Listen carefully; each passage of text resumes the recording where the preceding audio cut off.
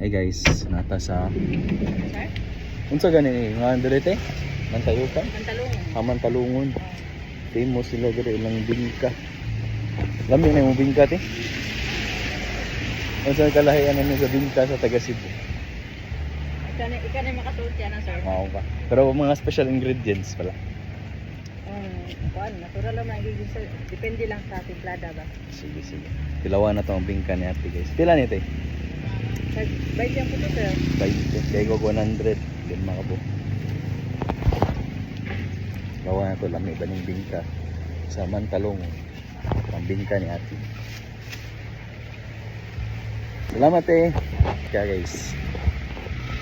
Lawan taning bingka sa taga Mantalongon. Check na to, what's the difference sa bingka sa mga taga Cebu.